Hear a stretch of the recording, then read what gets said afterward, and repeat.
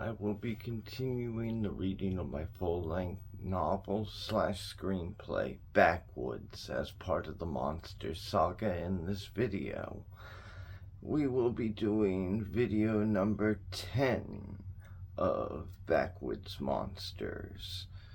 Well, with where we left off in the last video, we were on our way back to the farm, the property, and the Lasbies had just agreed to stay a night. Well, we'll be picking up in this video to where the Lasbies are, well, everybody's back to the property. The Lasbies will begin alone in the guest house, and they'll be awaiting supper time.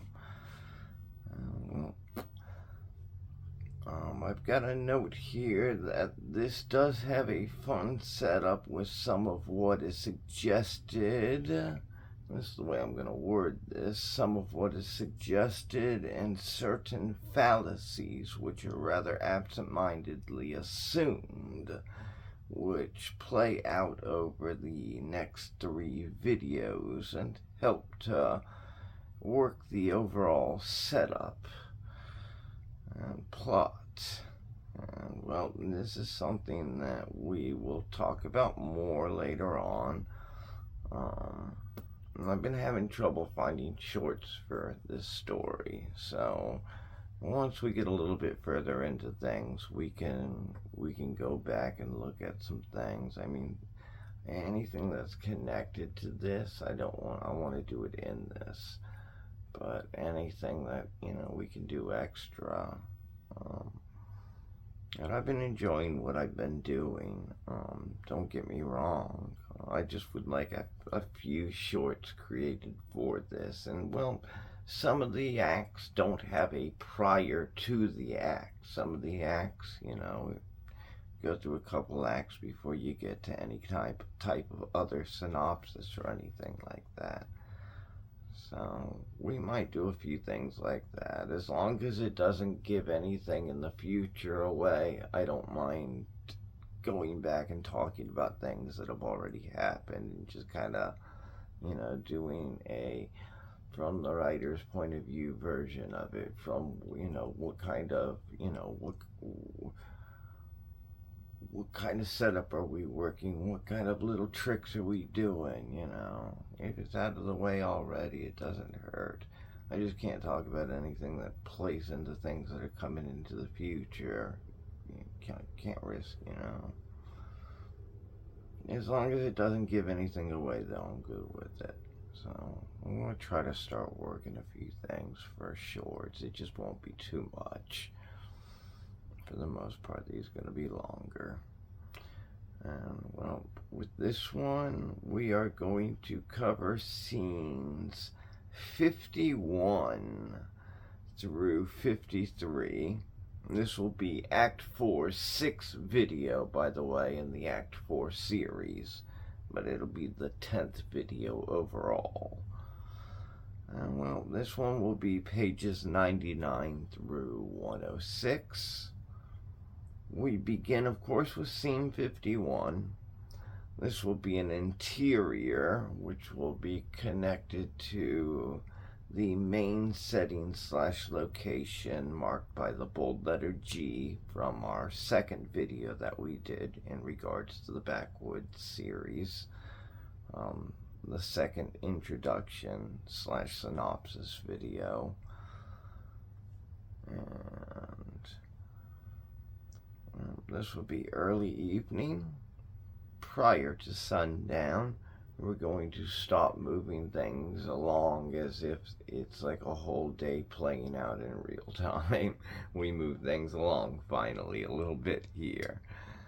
So this will be in conjunction with the last scene, but after a brief time lapse. And now in the last video, in the last scene, we were on the nature trail. Well, now the Lasbies are alone in the back room of the Wade's guest house, awaiting supper time.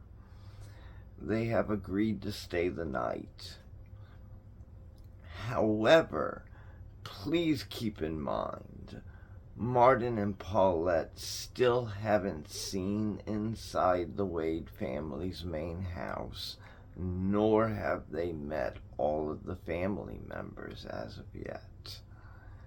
We begin our dialogue with Martin playfully flirting with Paulette as he moves in toward her on the bed. Well, we're finally alone again. Pause for character actions. Martin takes Paulette into his arms, and the married couple share a passionate kiss. We move back to dialogue with Paulette, still in Martin's arms, and now giggling. Well, they've provided us with everything we've needed so far, and this place is quite comfy. Martin, spoken with charm. You know, I was just thinking the same thing. Paulette, not giving in to Martin's charm quite so easily. Were you now? Martin, smiling like a sly old fox. It is a cozy little room, and the bed is comfy. Paulette, well, I guess I'll give you that. We pause for character actions. Martin and Paulette share another passionate kiss before Martin lets go of her. Martin, what do you think of our hosts? Are they just from a different place or what? Paulette, sounding bright and chipper as she runs on with her first sentence, but then suddenly sounding very gloomy while delivering her second and last line, which is interrupted by Martin. I'll admit, there does seem to be a major cultural difference between the Wades and ourselves, but both Byron and Maylin seem like nice people, and I just adore the kids, especially Boz. Honey, it's too bad we can't. Interrupted. Martin interrupting Paulette. First two sentences spoken very insistently and decisively, and then a brief, solemn, heartfelt pause before Martin's voice picks back up and evens back out again to deliver the rest. Don't even go there. Just don't.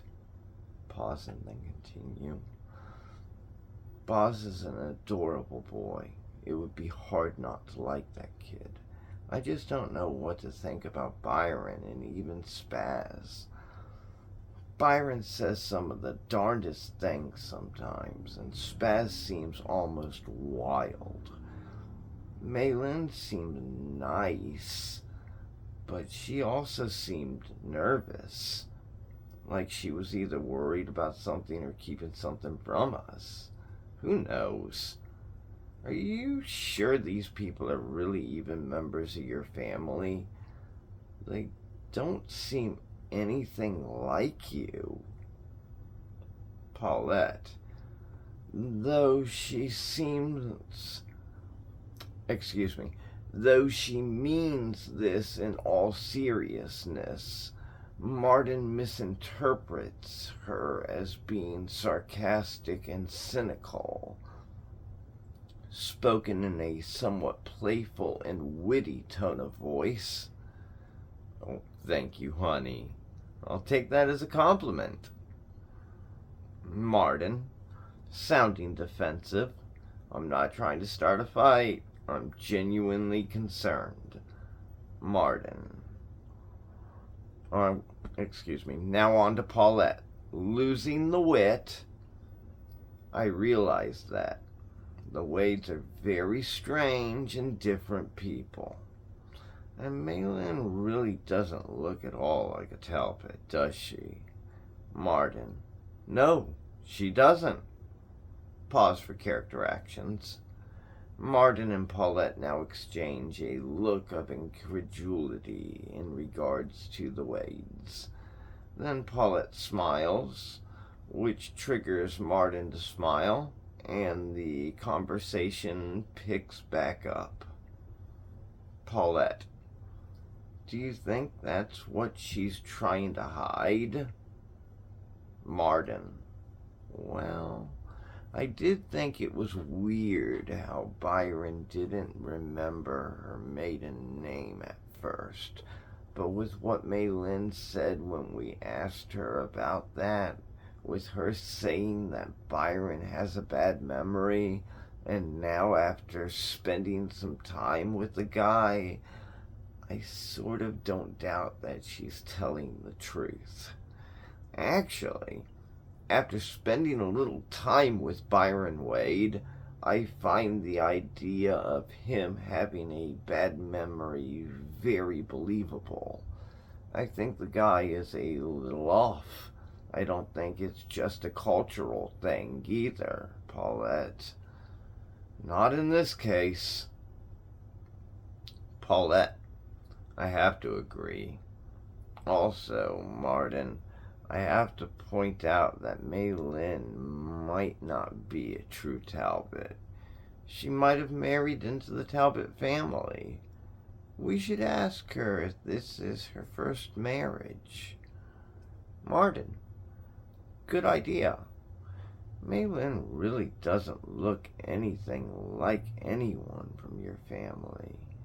Given she has the red hair like the members of your family, but that's about the extent of it. Paulette, well, we'll just have to find out if she married into the family or not, then, won't we? Martin, we can ask her over dinner. We pause for character actions. Suddenly and conveniently, there comes a rapid and successive knock, knock, knock at the front door of the Wade's guest house, which the Lasbys are now occupying. Byron does not wait for an invitation to enter. He opens the front door and walks right in. The Lasbys are in the back room of the guest house, but they hear Byron as he knocks and then enters the guest house. As he strolls into the back room, now becoming visible to the Lasbys, he looks at Martin and Paulette, who are sitting upright on the bed, and he smiles. Character dialogue. Byron, spoken casually while addressing the Lasbys. Dinner's ready. Come and get it. We pause for character actions. Martin and Paulette stare up at Byron in aggravated silence, a bit taken back by his sudden and uninvited intrusion. They look to each other and then back to Byron, but still say nothing. Having made his announcement, Byron nods his head up and down in the Lasbys' direction. We return to character dialogue with Byron. Again, same undeterred enthusiasm. Okay then, we'll see you soon. We pause for character actions. Byron smiles, scratches at one of his ears, and then turns around and walks out of the back room. Martin and Paulette soon hear him exiting the guest house. Martin finally turns to Paulette and speaks. Martin, addressing Paulette and sounding very serious, a little concerned, and almost in a bit of a state of disbelief. Well, that was kind of rude. Paulette, first agreeing with Martin, and then her second sentence spoken rather cynically in the direction of the empty doorway. Yeah, it was. Thanks for knocking, buddy. Martin, joining Paulette with the cynicism while sarcastically stating, "Welcome to the western frontier." Paulette lightening up a bit.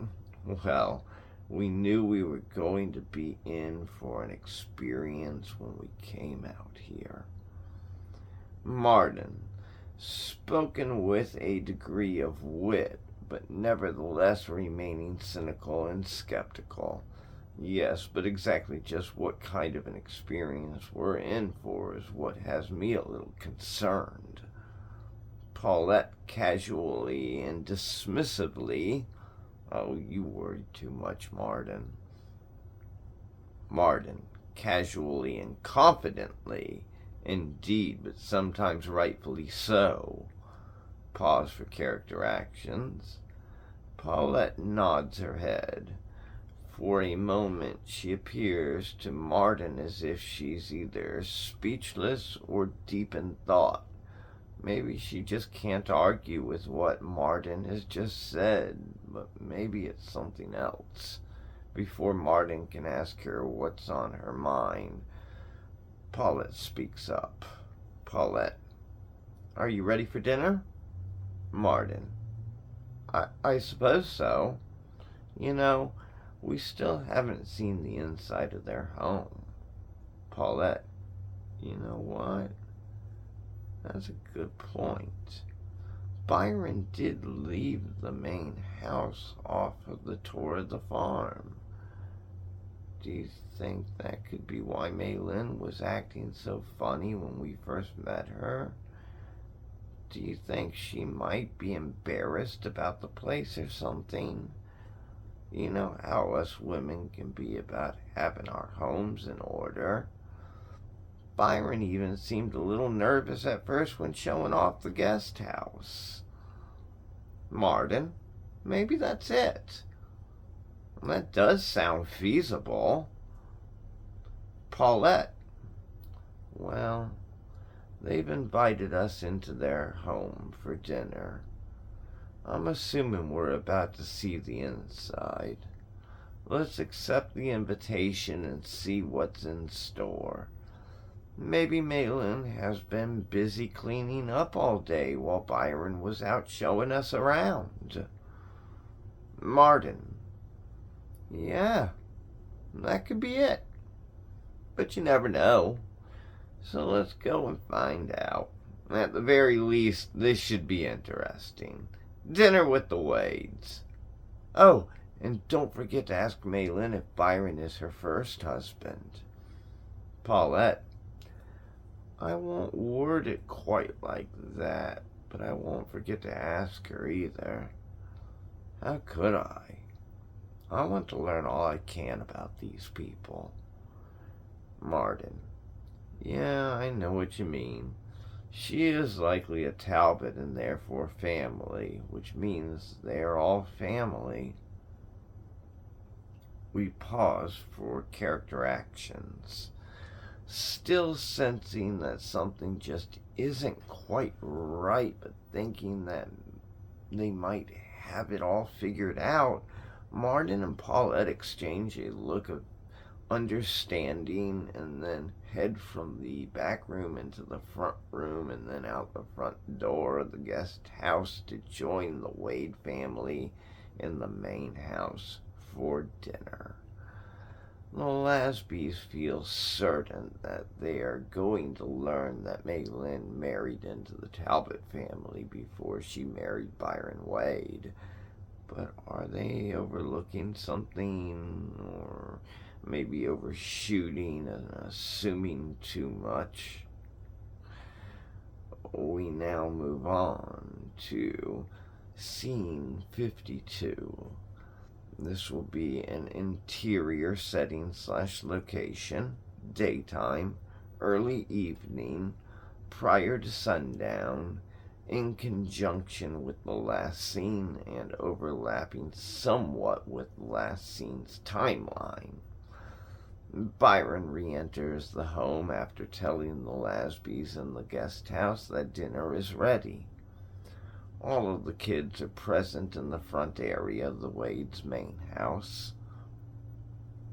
Most of the kids are playing in the living room, but the oldest is sitting at the dining room table looking down at a comic book.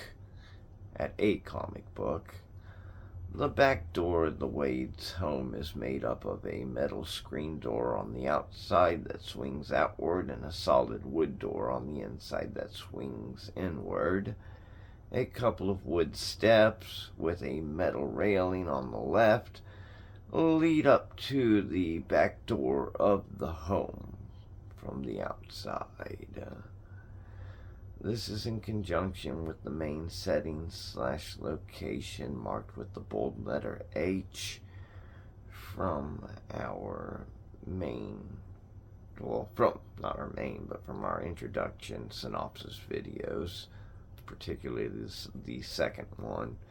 This will be pertaining to the interior of the Wade family's home. We begin our dialogue with Mei Lin from the kitchen, addressing Byron as he enters the home from the back. "Are they coming? Did you tell them dinner's ready?" Byron, brusquely responding to Mei Lin. "I told them. They're coming."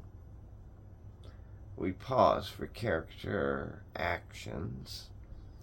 Off camera and out of sight, Spaz starts trouble with one of his sisters, Peg. "Stop it, Spaz." Dodie scolding Spaz and sticking up for Peg. "Cut it out, Spaz. Leave Peg alone." Spaz addressing Dodie. "I'll do what I want." Byron immediately responding to Spaz in a firm, commanding tone of voice. "Not right now, you won't. We have guests." Peg. "Thanks, Dodie." Mei Lin, addressing the kids with her first sentence, then focusing on Byron while addressing the entire family with the rest. "Cut it out, kids. It's been a while since we last had guests. I want them to feel as comfortable as possible during their stay here. Remember, they are family after all." Byron, humbly responding to Mei Lin with his first two sentences, then addressing the kids with his third sentence. "I know. I'll remember. We're gonna be on our best behavior, right, kids?" We pause for character actions. All of the children verbally agree in unison that they are going to be good, replying yes, yep, and yeah all at once. We move back to character dialogue with Mei Lin. "That goes for you too, Byron. You'll get a chance to have your fun, but I want to have mine too." Byron, "I hear ya." We pause for character dialogue. An infant suddenly starts to cry, and Mei Lin hurries over to a crib to attend to the little guy, picking him up into her arms and giving the child attention so as to ease the baby's tears. The baby boy, who the Wade family simply calls Baby, isn't even a year old. Baby can't talk, walk, or even crawl yet. Mei Lin obsessively watches over and takes care of Baby. Byron, on the other hand, doesn't seem to want to have much of anything to do with the infant child. Mei Lin, addressing Baby. "Aw, that's my baby. You're probably getting hungry too, aren't you? I'll get a bottle ready for you, little guy. You just hold your horses." Byron, muttered under his breath, "Somebody stick a pacifier or something in that thing's mouth and shut it up." Maylin, ignoring Byron and continuing to focus on baby. "Oh, that's my baby. Yes, Mama loves you. Yes." And we now move to scene 53, an exterior setting / location, which will be marked by the bold letter E, the exterior of the Wade family's property. The first bold letter, the first main setting that we covered in that second video. The entire exterior of the property, or the Wade family's farm. Alright, exterior, daytime, early evening. Getting close to sundown, in conjunction with the last two scenes, now focusing back in on the Lasbies. Okay.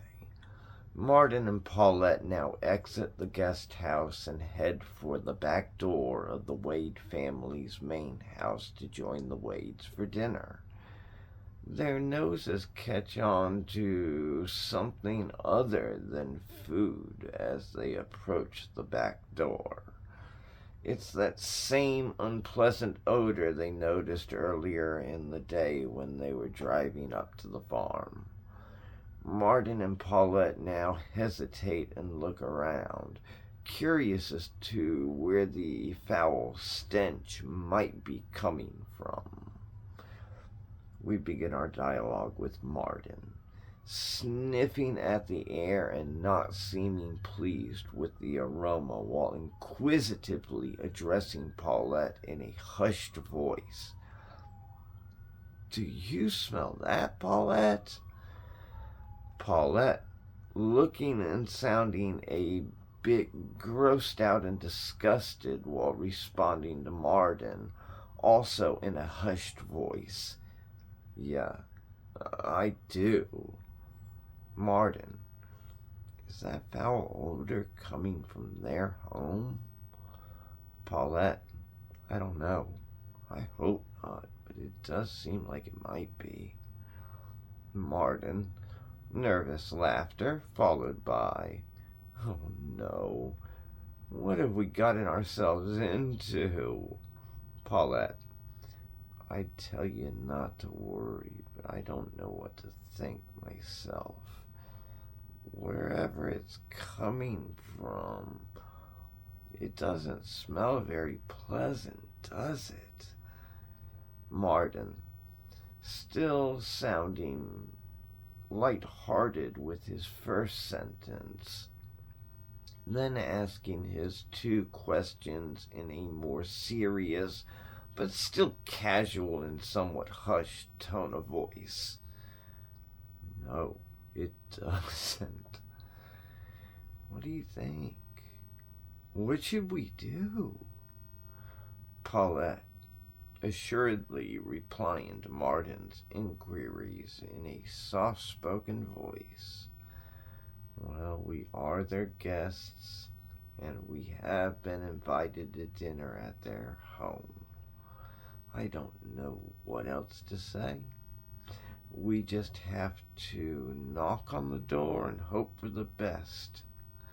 No matter what, all we can do is try to be nice, polite, decent, good-hearted guests." Martin.